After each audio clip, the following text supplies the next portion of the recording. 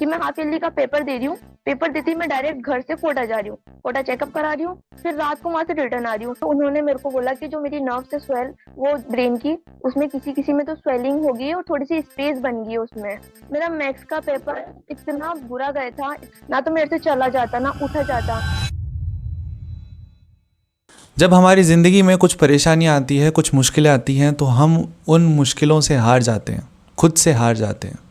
पर कुछ परसेंट ऐसे लोग भी होते हैं जो उन परेशानियों से, उन मुश्किलों से डट कर सामना करते हैं और एक ऐसा रिज़ल्ट निकाल के लाते हैं जिसका किसी ने सोचा भी नहीं होगा। आज हम तनिष्का की स्टोरी सुनने वाले हैं। झालावाड़ की रहने वाली एक मामूली सी लड़की जिसने आरबीसी बोर्ड के अंदर 89% स्कोर किया।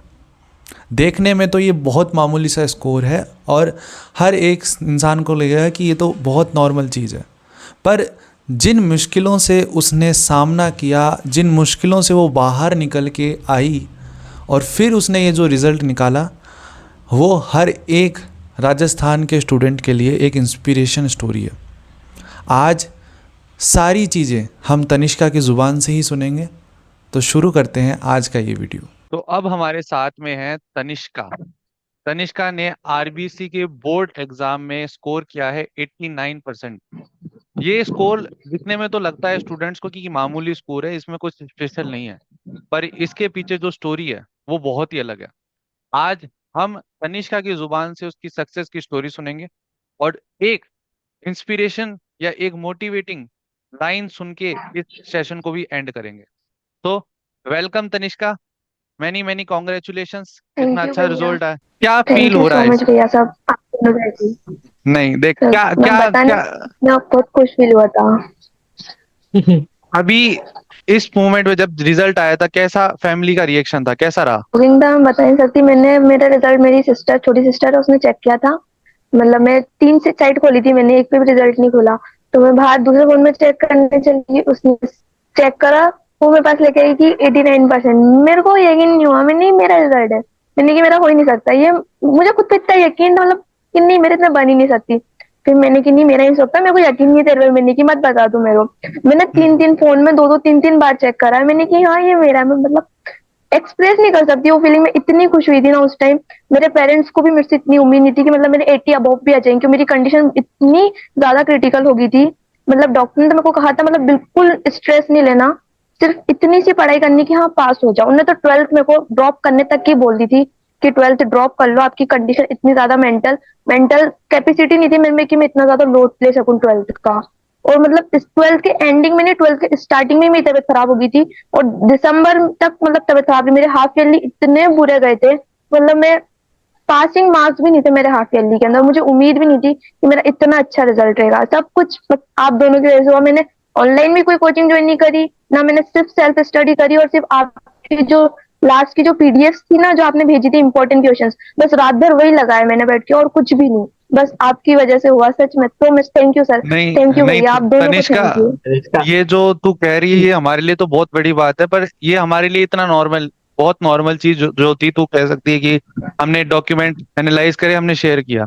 पर जो तू लड़ाई तू लड़के आई है ना, जो तूने इस सिचुएशन से, जैसे कि एक इतनी, मतलब तू कह रही है कि तेरे डॉक्टर्स ने मना कर रखा था कि भाई मत पढ़ना, थोड़ा भी लोड मत लेना, फिर भी तू लड़ी, ना परवाह करी कि भाई मेरा जो भी होगा देखा जाएगा, बट फिर भी तू लड़ी। और आज तू उन स्टूडेंट के लिए भी एक मिसाल है, उन लड़कियों के लिए एक मिसाल है जिनको ऐसा लगता था, मतलब होता था ना कि नहीं कर सकता कोई ऐसा, इस सिचुएशन में भी लोग हार मान लेते, फिर भी तू लड़ी। तो भाई मैं तो तेरे को सल्यूट करता हूँ कि भाई यस भैया, हेड्स ऑफ टू यू यार, भाई कि जो तूने किया है वो बहुत बड़ी बात है। Thank you, thank you so ये मच भैया। सही बस बात है। आप मतलब आपसे बात हो रही है, बहुत बड़ी बात है मेरे लिए, नहीं नहीं, मुझे हम उम्मीद बहुत नहीं बहुत नॉर्मल लड़के हाँ, हैं, हमारे को सबको नहीं कोई कुछ लड़ते। नहीं है। चीजें नॉर्मल रहे तो लड़ता है इंसान, तो समझ में आता है। जब आपके हाँ। ब्रेन में प्रॉब्लम है, डॉक्टर ने मना कर दिया, फैमिली मना कर रही है, सब कोई कह रहा है कि नहीं पढ़ना है, फिर भी हम्म। इंसान खुद से बिना स्ट्रेस लिए हल्का हल्का पढ़ रहा है और 89 तक जा रहा है, वो बहुत बड़ी बात है। ये रिजल्ट ना, आई थिंक मेरे हिसाब से ना 90 100 से भी अबव ही है। हमारे लिए बहुत मायने रखता है कि भाई कम से कम ऐसा इंसान मिला जो सब चीज छोड़ के भाई कि लास्ट मोमेंट तक पढ़ के मैं अपना 100% देना है बस। ये बहुत बहुत मैटर करता है। उस दिन भाई, जिस आज। दिन रिजल्ट था ना, उस दिन मतलब हाँ। टीचर का कॉल आया था मेरे को सुबह। हाँ। तो मेरी मतलब क्लास टीचर थी वो, ट्वेल्थ की, तो उन्होंने मेरे को फोन करा कि तनिष्का कैसा फील कर रहा है। मैंने मैम बहुत घबराहट, बहुत बेचैनी थी, मतलब इतना स्ट्रेस फील था। मैंने कि कितनी परसेंटेज आएगी, कहाँ कॉलेज मिलेगा, कैसा, क्योंकि पेपर, मेरा मैथ्स का पेपर इतना बुरा गया था, सबसे ज्यादा मैथ्स, मतलब मेरा पीसीएम था, तो मैथ्स बहुत हद से ज्यादा बुरा गया था उसका पेपर। उम्मीद नहीं थी कि पासिंग, बस पासिंग मार्क्स हो जाए, इतना था बस। मैंने उनको बोला, मैंने इस बार कोई उम्मीद नहीं है कि मैं रैंक के अंदर मेरा नाम भी आ पाएगा, 70 अबव आ जाए वो बहुत बड़ी बात है मेरे लिए, बस इतनी सी उम्मीद थी। तो मैम ने मेरे को कहा कि स्ट्रेस मत लो, जो भी होगा अच्छा होगा, आ जाएगा। फिर जब मेरा रिजल्ट आया ना, मेरे उनका मेरे पास सामने से कॉल आया कि अब देखो क्या रिजल्ट आया। मैंने उस टाइम भी आपका नाम लिया था, मैंने कि बस वो भैया की मेहरबानी है कि उनकी पीडीएफ मेरे को मिल गई। आपका जो चैनल था वो भी मेरे को शुरुआत में नहीं मिला था, मुझे जनवरी के टाइमिंग पे, मैंने हाफ ईयरली जब मैं पढ़ी थी, हाफ ईयरली के पेपर्स में जब मिला था मुझे आपका चैनल, हाफ ईयरली में भी एक या दो पेपर हो गए थे समथिंग, उसके बाद मेरे को आपका जाकर चैनल मिला। जब जाके मैं इतनी खुश हुई थी, मिली कि मतलब ट्वेल्थ आपके भरोसे थी, फिर उसके बाद तो मेरी पूरी। तनिष्का, ये जो सिचुएशन थी, लाइक मतलब अगर तू बता सके कि क्या क्या आपको प्रॉब्लम हुई, मतलब क्या क्या कुछ था, हमें एक बार बताओ। ये मतलब मेरे स्टार्टिंग में, मतलब मैंने पहले ट्वेल्थ की पढ़ाई स्टार्ट कर दी थी शुरुआत में, 1-2 मंथ मैंने अच्छी तरह पढ़ाई, नोट्स सब बढ़ाए थे। हम्म। फिर मैंने पढ़ना स्टार्ट किया तो मेरे ब्रेन में हेडेक होता था, मतलब सिर्फ हेडेक, पहले सुबह शाम होता था। फिर कभी कभार इतना हेडेक होता था, मतलब ऐसा लगता था बस कि नस फटने ही वाली है दिमाग की, इतना जोर है, इतना ज्यादा हेडेक होता था मेरे। फिर पूरे कभी कभी दिन, 2-3 दिन तक लगातार हेडेक। मैंने पहले झालावाड़ में दिखवाया, झालावाड़ में कुछ भी नहीं होता, एमआरआई सब करवाई, ना तो मेरे से चला जाता ना उठा जाता, मतलब मेरे को बेड, मतलब बिल्कुल रेस्ट की बोल दिया था डॉक्टर ने कि रेस्ट कराओ, मेरे से बैठे बैठे भी चक्कर आते थे मेरे को। फिर थोड़ा उस टाइम पे मैंने बिल्कुल पढ़ाई बंद कर दी, फिर मेरे को टाइफाइड भी हो गया बीच में उस टाइम पे। फिर टाइफाइड ठीक हुआ तो थोड़े टाइम, थोड़े दिन बंद रहा, फिर मेरा हेडेक, फिर वापस हेडेक स्टार्ट हो गया, और हेडेक इतना कि ना तो नींद आए, ना लेटा जाए, ना बैठा जाए, और मतलब बहुत दिमाग खराब, उस चक्कर में ट्वेल्थ के दिमाग पर रहता था लोड की ट्वेल्थ चल रही है, क्या होगा कैसे होगा। फिर डॉक्टर को कोटा में बताया, कोटा में फिर एमआरआई करवाई उनने, तो उन्होंने मेरे को बोला कि जो मेरी नर्व से स्वेल, वो ब्रेन की, उसमें किसी किसी में तो स्वेलिंग हो गई है और थोड़ी सी स्पेस बन गई है उसमें, नर्व्स के बीच में। तो उस टाइम में तो थोड़ी शॉक हो गई थी मैंने कि ये क्या हो गया मेरे साथ, मैं कैसे करूंगी अब तो। उम्मीद नहीं थी मतलब कि ट्वेल्थ में कर पाऊंगी, मतलब उस टाइम थोड़ी गिव अप करने का सोच रहा था मैंने कि अब नहीं होगी मेरे से ट्वेल्थ। लेकिन फिर मैंने कि चलो जैसे होता थोड़ा बहुत करते, उनने मतलब मेरा ट्रीटमेंट चलता रहा, मैंने टेबलेट्स ली, मैं पढ़ाई करती थी, फिर मैंने 1-1, 2-2 आवर्स पढ़ाई करी, टेबलेट लेती थी मैं, टेबलेट लेने के बाद फिर मैं पढ़ने बैठ जाती। फिर जैसे हेडेक शुरू होता था मैं वापस फोन रख के, और फिर मैं थोड़ी देर रेस्ट कर लेती थी, जितना पढ़ पाती थी उतना मैंने कोशिश करी। फिर दिसंबर में आके मतलब मेरी तबीयत बिल्कुल ठीक, मतलब बिल्कुल तो नहीं, हाँ, बाकी इतनी हो गई थी कि मैं मेरे आराम से स्टडी कर पा रही थी मैं फोन से, जो हम्म। मैं फोन से पढ़ाई करती थी, तो फोन से तो और ज्यादा हेडेक की प्रॉब्लम रहती, तो डॉक्टर ने फोन की बिल्कुल मना कर दी थी कि फोन बिल्कुल यूज नहीं करना। पर फिर भी मैंने रिस्क लेके थोड़ा बहुत ही फोन यूज करके, और जितना हो पाया उतना मैंने पढ़ाई करी। और फिर दिसंबर में तो हो गई थी मेरी तबीयत ठीक। जन पेपर के बाद हाफ ईयरली के अंदर, जो हाफ ईयरली थे उसमें मेरा सीन ये था कि मैं हाफ ईयरली का पेपर दे रही हूँ, पेपर देती मैं डायरेक्ट घर से कोटा जा रही हूँ, कोटा चेकअप करा रही हूँ, फिर रात को वहां से रिटर्न आ रही हूँ, फिर रिटर्न पढ़ाई बिल्कुल नहीं होती हाफ ईयरली में, रिटर्न वहां से आती हूँ, फिर सुबह पेपर देने जाती हूँ, फिर 1-2 दिन में वापस कोटा जा रही हूँ, मतलब एक हफ्ते तक तो मैं डेली कोटा गई, पेपर दिया, कोटा गई, पढ़ाई तो करी ही नहीं मैंने हाफ ईयरली में तो। फिर मतलब बिल्कुल ऐसा हो गया था मैंने कि अब तो कुछ भी नहीं आता, क्योंकि हमारी क्लास के जो बच्चे थे वो इतनी बड़ी बड़ी कोचिंग्स पे जाते थे, एक एक दो तो एलएन के स्टूडेंट्स थे, जो मतलब आते नहीं थे पर वो पेपर देने आते थे, तो हमें पता चला वो एलएन में पढ़ते, मतलब उन बच्चों को देख के कि यार इनके सामने अपन क्या है, ये तो इतने अच्छे अच्छे हैं। तो बिल्कुल होप खो दी थी मैंने। फिर दिसंबर के 21st के बाद ही, हाँ मैं जनवरी के अंदर फिर जब न्यू ईयर स्टार्ट हुआ, फिर मैंने दोबारा सोचा कि जितना हो पाएगा, बस जितना हो पाएगा उतना करेंगे, बाकी छोड़ेंगे तो नहीं अब, भले कुछ भी हो जाए, बाकी अब इसे छोड़ नहीं सकते, यहाँ तक आ गया तो अब थोड़ी टाइम की बात और है। तो फिर मैंने जितना हो पाया बस मन से, जितना हो पाता उतना बढ़ती, घर वाले बहुत चिल्लाते थे फोन से मत पढ़ाई कर, मैंने आप चिल्ला लो पर मेरे को थोड़ी देर तो पढ़ने दो, हेडेक होता था, मैंने कि हेडेक को साइड में रखूं, हेडेक हो रहा है होने दो, जब एटलीस्ट इतना हेडेक हो जाता तो फिर कि हाँ अब नहीं होगा, तो बस जब जाके मैं फोन रख देती, लेकिन फिर भी नोट्स जो बने हुए थे मेरे पास हैंड रिटन, उनसे मैं पढ़ती ही रहती थी, फिर भी हेडेक होता रहता था, तब भी मैंने खूब कोशिश करी, और जब ऑलमोस्ट ऐसा रहता ना कि नहीं अब तो हो ही नहीं रहा, तो फिर मैं थोड़ा सा रेस्ट लेती, फिर जैसे ही थोड़ा कम होता मैं वापस पढ़ना स्टार्ट करती। घर वाले बहुत चिल्लाते थे कि अभी तो तेरी तबीयत ठीक हुई है, अभी बीमारी से होती है, मत पढ़, मेरे को सबने खूब मना करी कि इतनी पढ़ाई मत कर, वापस तबीयत खराब हो जाएगी, पर मैंने की नहीं, ट्वेल्थ में रिस्क नहीं ले सकती, जितना हो पाएगा मैं उतना तो पढूं।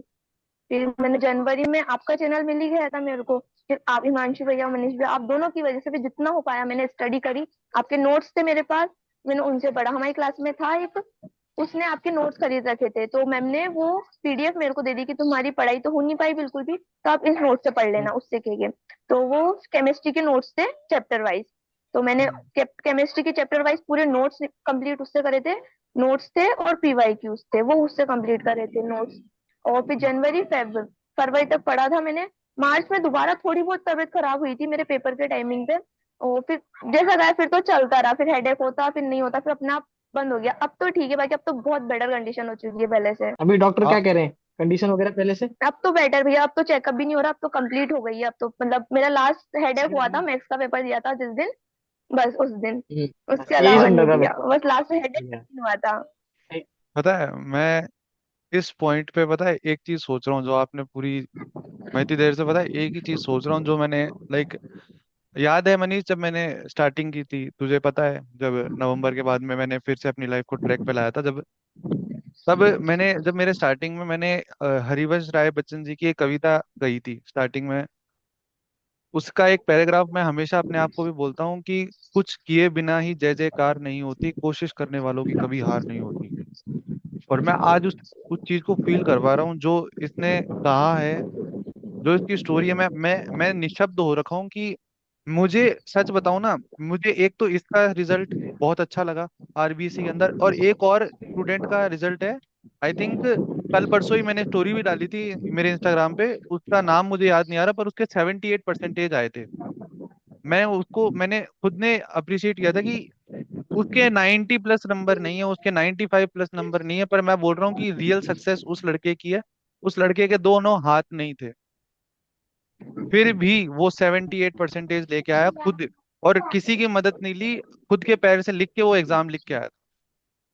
तो मैं ये बाप रे। सोचता हूँ, देखो अभी हम, मेरे और मनीष के लिए जो चीजें हैं वो बहुत इजी हैं, सच बताऊं तो आज तेरी स्टोरी सुन के हमें ऐसा लग बहुत रहा है अच्छे कि हैं, हम बहुत इजी काम कर रहे हैं, पर जो बहुत अच्छे तू कंडीशन पे हैं, बहुत ही से, हाँ। बहुत इजी काम कर रहे हैं, बट तूने आज जो ये स्टोरी सुनाई, जो तेरी ये पूरी कंडीशन थी ना, आज जितने भी स्टूडेंट्स तेरे ये वीडियो देख रहे हैं, जितने भी स्टूडेंट्स तेरा ये इंटरव्यू सुन रहे हैं, उनको हर एक स्टूडेंट को एक ऐसी मोटिवेशन मिलेगी। और अक्सर लड़कियों को, मैं सिर्फ लड़कों की, मैं बाकी की बात नहीं, मैं लड़कियों की बात कर रहा हूँ, क्योंकि लड़कियों को जितना डिफिकल्टी फेस करनी पड़ती है इन राजस्थान, एक स्टीरियोटाइप होता है कि राजस्थान के अंदर की लड़कियां क्या ही करेंगी, ठीक है, सरकारी नौकरी वगैरह क्या ही करेंगी, कहीं आगे जाके बढ़ के क्या ही करेंगे, बट तूने उन सभी के लिए, जितने भी आज सारी लड़कियां तनिष्का को देख रही है, वो उन सभी के लिए एक रोल मॉडल बन चुकी है। उसके नंबर 89% ही है, उसके 95+ नहीं है, बट जो कंडीशन उसने फील करी है, जो कंडीशन से वो निकल के लड़की आई है, वो हर एक स्टूडेंट के लिए एक इंस्पिरेशन है, जो आज ये बता पा रही है। और हम लोग सुनने में हमें बहुत इजी लग रहा है कि तनिष्का ने ये सब फील किया होगा, पर उसने जो फील किया, जिस दौर से वो गुजरी, वो उस समय हार भी मान सकती थी, पर उसने हार नहीं मानी, और वो लड़ी, और आज एक इस मुकाम पे है जो सभी लोगों के लिए एक इंस्पिरेशन स्टोरी है। बहुत मुश्किल था, मतलब दिसंबर में तो गिव अप कर दिया था, बट जनवरी में फिर हो पाई थोड़ी सी। मैंने कि अब करते ट्राई करते, जितना होगा ठीक है। रिजल्ट के मतलब मैं सोती थी ना, मेरे को रात में सपना आते थे रिजल्ट कितना आएगा। लास्ट जब मैं इतनी रोई, जब रिजल्ट नहीं आया था उसके एक दिन पहले, इतनी नर्वस थी मैं, इतनी रोई रात भर। मैं बता भी नहीं सकती थी किसी को कि मैं इतना रो रही हूँ कि मैं रिजल्ट कैसे आएगा, क्योंकि मतलब मैं एक टाइम से ना टॉपर थी मेरे स्कूल की, और मेरी एवरेज 90 अबव रहती थी मतलब। तो वो क्या एक्सपेक्टेशन थी ना टीचर्स की, पेरेंट्स की, तो उस वजह से और गिल्टी फील होता था मुझे। मैं घड़ी लगा के लाया था क्वेश्चंस की, कि ये क्वेश्चन मैं पूछूंगा तनिष्का से, पर मैं सच बता रहा हूँ, मैं क्या बोलूं, मैं क्वेश्चन लेस हो चुका हूँ, मैं क्वेश्चन नहीं पूछ पा रहा हूँ। तेरी जो स्टोरी है भाई, उसने सब कुछ कवर कर दिया, बट फिर भी मैं कुछ एक दो सवाल हैं जो मेरे अभी भी मैं पूछना चाहता हूँ। राजस्थान में होके, मतलब हो सकता है ना, मतलब तेरे को भी उस समय लोगों ने कहा होगा कि यार ठीक है, मतलब नहीं हो रहा मत कर, है ना, एक तो हाँ स्टीरियोटाइप है भैया कि कहा था। है ना, एक तो स्टीरियोटाइप ये भी है कि भाई लड़कियों को क्या ही करेगी, 12th क्लास से छोड़ो, है ना, साइंस मैथ की स्ट्रीम, वो भी इतनी डिफिकल्ट स्ट्रीम से क्या ही करेगी, छोड़ो, है ना। आगे जाके अभी तैयारी नहीं, 12th छुड़वा दो या कुछ शादी वादी, ऐसा कुछ शादी का मुझे नहीं पता, बट ऐसे कुछ बोला भी होगा लोगों ने। लोगों का काम होता है कहना। इस दौर से गुजरना या उस दौर पे अपने आप को डीमोटिवेटिंग जब तेरे को फील होता था, तो तू खुद को मोटिवेट कैसे करती थी?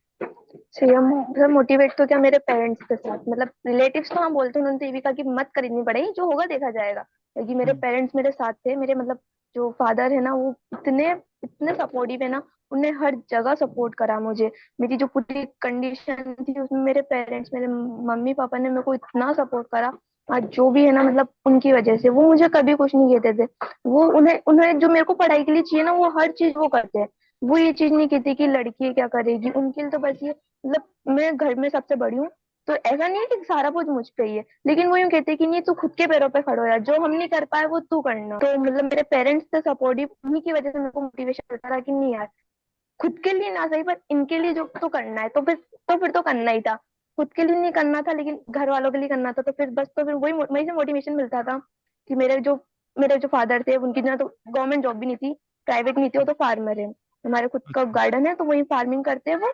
और ऐसे ठेके मतलब काम पे जाते हैं बेलदारी पे, तो मतलब हम्म। यार इतनी मेहनत कर रहे हैं वो अपने लिए, इतनी उनकी भी मतलब पैर का, उनके जो लेग है उसमें ऑपरेशन हुआ है, उसमें रॉड डल रही है, आयरन एक रॉड डली हुई है, क्योंकि उनसे चले नहीं था, फिर भी वो इतना वेट उठा के मतलब मजदूरी करते हैं सिर्फ हमें पढ़ाने के लिए। तो मैंने ये, हम्म। जब वो इतना कर सकते हैं तो आपको घर पे बैठ के पढ़ना है, फोन से पढ़ना है, सारी फैसिलिटी है, तो फिर इतना तो अपन भी कर सकते हैं। तो फिर बस वहीं से मोटिवेशन मिलता था, और मैंने बस वहीं उसी वजह से पढ़ाई करनी मैंने किया। खुद के लिए ना सही, बस इनके लिए जरूर करना है। ये आज जो तनिष्का ये जो कह रही है ना, ये मैं बता नहीं सकता जितने मैसेजेस मैं हर बार देने की कोशिश करता हूँ, मैं और मनीष मेरे वीडियो के द्वारा, कि देखिए ये है, सिर्फ स्टूडेंट्स नहीं सफर करते चीजों से, स्टूडेंट्स ही नहीं चीजों देखते, लाइक कि रिजल्ट आ गया, उस रिजल्ट के पीछे हर एक इंसान की मेहनत होती है। शायद से मैं कहूँ तो जितना माँ बाप का रोल होता है उतना किसी का रोल नहीं होता। मम्मी पापा आज, जो इसलिए तनिष्का कह पा रही है, तनिष्का को अगर हॉस्पिटल में प्रॉब्लम आ रही थी तो उसके मम्मी पापा उसके लिए खड़े थे। अगर उसे मोटिवेशन चाहिए थी तो उसके लिए कोई रोल मॉडल, उनसे बड़ा रोल मॉडल कोई इस दुनिया में हो ही नहीं सकता, जो उनके लिए खड़े थे उस वक्त में भी। और ये हर बार ये लाइन होती है कि ये संसार ही ये चीज सिखाता है अपने को, कि भाई बुरे वक्त में पूरी दुनिया साथ छोड़ जाएगी पर दो जने कभी साथ नहीं छोड़ेंगे किसी भी वक्त में, वो है माँ बाप। और आज इसकी स्टोरी यार, मैं सच बता रहा हूँ, मैं क्वेश्चंस तो छोड़ो, मैं इसकी स्टोरी, मैं बस इसकी स्टोरी डालना चाहता हूँ आज। मैं ये जो स्टोरी है, आप सभी इस चीज को देखो। भाई बहुत हाँ। है तनिष्का यार, जो रियल एफर्ट जो है, जो प्रॉब्लम आपके साथ हुई ना, मुझे पता है, बस आपको पता है, आपके फैमिली को पता है। और इस वीडियो से शायद कुछ लोग समझे जिनकी कंडीशन थोड़ी खराब है, चीजें अब उनको भी थोड़ा रियलाइज होगी, भाई आगे वाले देख रहे हम्म। हो, कम से कम ये समझो कि इंसान एंड मोमेंट तक लड़ रहा है। अब हम्म। उस जगह पे जहाँ पे फैमिली सबको ही कह रहा है कि भाई रहने दो, अगले साल देख लेंगे, ड्रॉप ले लेंगे, फिर भी इंसान एंड मोमेंट पे कह रहा है कि नहीं मुझे पढ़ना है, फिर 89 ला रहा है, फिर ये बहुत बड़ी बात है। सोल्यूट है, चीजें इंसान जैसे बता वोटा जा रही है, फिर आके एग्जाम दे रही है सुबह। तनिष्का, जाते जाते मैं तेरे से एक एक लाइन सुनना चाहता हूँ, लाइक वो जो भी स्टूडेंट तेरे को ये सुन रहे हैं, जो मैं वीडियो देख रहा है, उनको तू क्या कहना चाहेगी? या तू ऐसा उनको, उन लोगों को जवाब देना चाहे जिन्होंने तेरे को कहा हो कि तू नहीं कर सकती कुछ, जो भी तेरा दिल में है, तेरे पास समय है, तेरे पास प्लेटफॉर्म है, आज तू कह सकती है। मैं तो बस सभी स्टूडेंट से ये कहना चाहूंगी, मतलब कोई कितना ही बोले तुम्हें कि नहीं कर सकते, बस खुद पे भरोसा रखना। भले तुम सोचो कि नहीं इतना तो नहीं होगा, एक्सपेक्टेशन मत रखो। एक्सपेक्टेशन भले इतनी हाई भी मत रखो कि तुम कर नहीं पाओ, मैं ये भी नहीं कि एक्सपेक्टेशन मत रखो, रखो, लेकिन एंड तक लड़ो।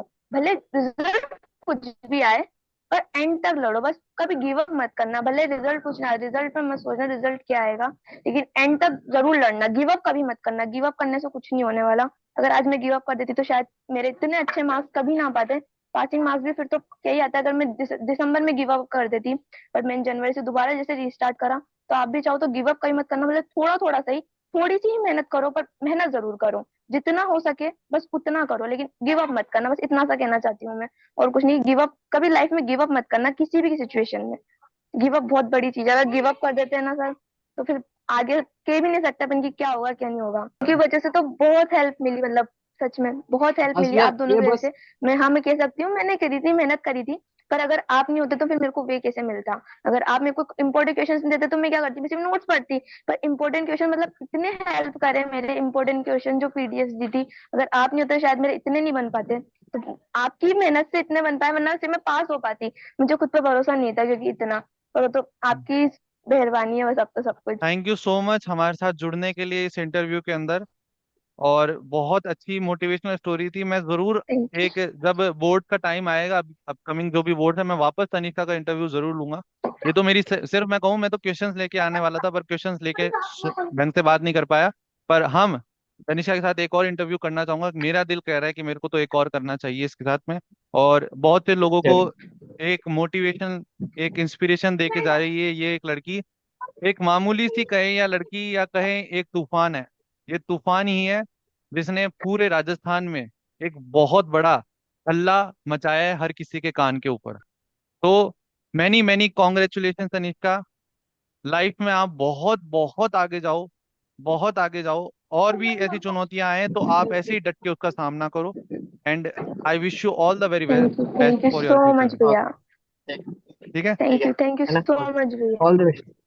इतनी परेशानियां, इतनी मुश्किलों के बावजूद भी तनिष्का ने हार नहीं मानी। वो लड़ती रही। वो मुश्किलों से, परेशानियों से उसने हार नहीं मानी।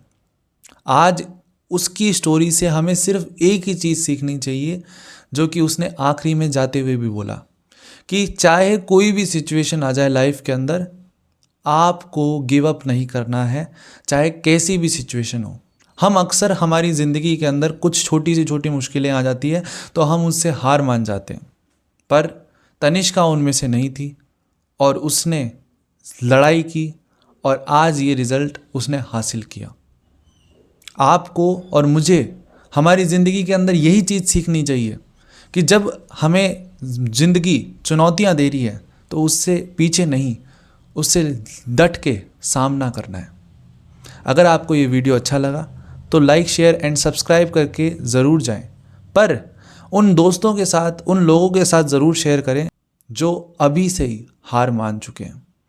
शायद से आप उनकी एक हेल्प करोगे तनिष्का की ये स्टोरी उनकी तरफ पहुंचा के। मैं मिलूंगा अगले वीडियो में, तब तक के लिए take care, tata, bye bye, और आप और अपने पूरे परिवार का ध्यान रखें। बाय।